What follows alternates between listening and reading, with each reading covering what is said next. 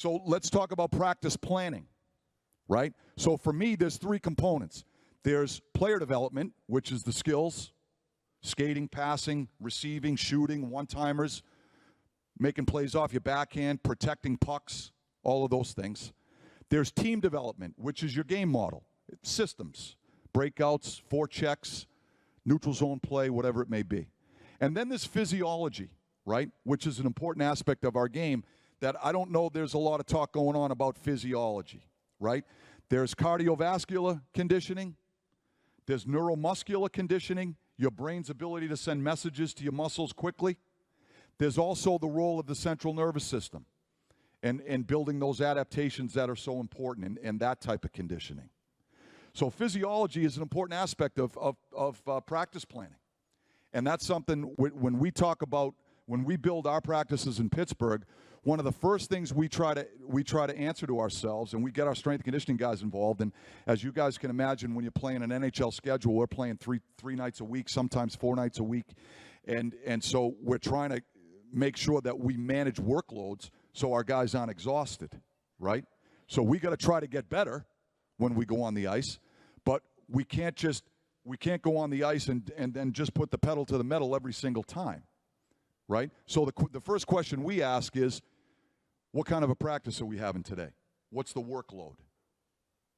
And then from there, then we start to drill down and then we build a practice. But the physiology is always one of our main objectives. So the skill development we talked about, right?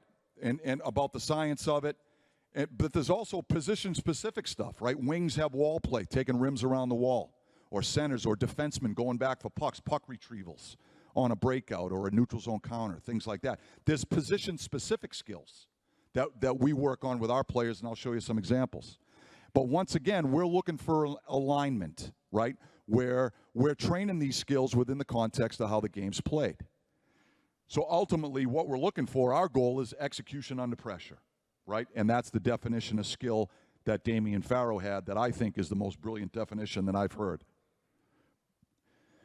So on the team development side, that's the tactics, right? There's offensive concepts, there's defensive concepts, there's transition concepts, right? When you think about invasive games, instinctive sports, there's 4 states of the game.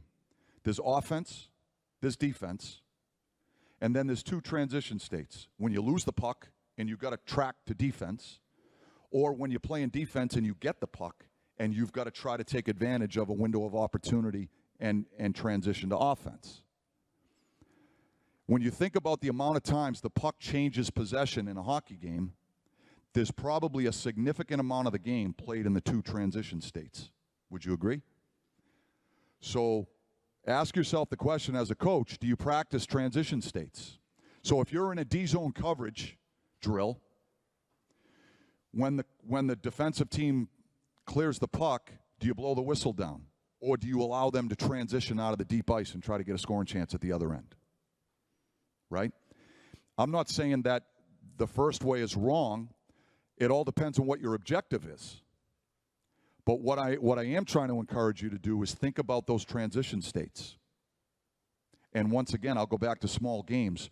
For me, one of the greatest values is by confining space and you play in those small game scenarios is you're training a transition mindset, because by nature of confining space, the puck turns over more often. So players get more and more opportunities to learn the intellectual skills, the recognition, the anticipation, things like that, right? But also the physical skills to take advantage of a transition state on both sides of the puck. So, and then there's the physiology, right? So we utilize in Pittsburgh, and a lot of it is because of the nature of the NHL schedule, but we utilize this type of training that's called undulation. And essentially what it is if you look at these 2 graphs, right, there's a line of with volume and intensity. We try to practice at a similar intensity. If you look at the graph on the right, the green is the intensity. So if you just look at the green, The green stays fairly flat. The blue is the volume. That's the volume of workload. So that's time on ice. So these are actual days when we went back into the bubble in Toronto a year ago. And this, when we came back on the return to play, coming out of the stoppage and play with COVID. So we had this mini training camp, right, for X amount of days before we went to Toronto to go into the first bubble.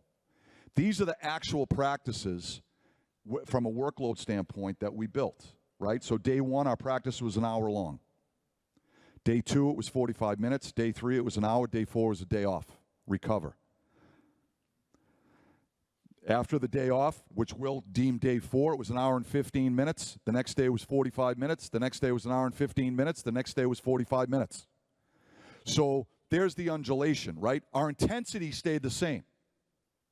But by manipulating the volume, we were giving our guys the ability to recover. Sometimes it was just partial recovery, so you can still run purposeful practices, right? When you think about hockey, okay, and this is the whole idea of neuromuscular conditioning versus cardiovascular conditioning, it's essentially an anaerobic game. It's a 60-minute game. It takes about 3 hours to play in an NHL game. The best players play 18 to 20 minutes.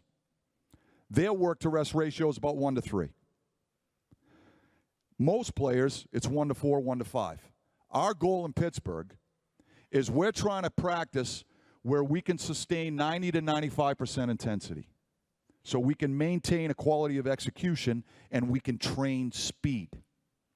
If we let our drills or things run longer to the point where the quality of our execution diminishes, is compromised to a certain level, we start training different energy systems. And then we start training slowness, right? So we're trying to train speed. We're trying to train in an explosive, dynamic environment. There needs to be a rest component. There needs to be a rest component. And as coaches, depending on what your schedule looks like in a week, how many games you have, or in a month, things of that nature, you can control the workload, the physiology. And I think that's an important conversation that should be had. So things to consider, right? Work-to-rest ratios. Are we learning a skill or are we performing a skill? The higher the intensity of the workload, the more rest you need, right? It's pretty commonsensical. Ice utilization. I don't know how many of you guys are coaches in here, squirts or peewees. Sometimes they split the ice up, right? So can you run stations out of four corners? You got half ice, you got a full sheet. How many coaches you got on the ice? Those are all considerations that you need to take into account when you're planning a practice. And once again, a lot of this is going to revolve around an age-appropriate approach. So I'm going to show you some things we do with the Pittsburgh Penguins. The first question you need to ask yourself is, where am I in this development process? What are my players' potentialities and or limitations, and what makes sense, right? Because an age-appropriate approach is a critical aspect of the development process.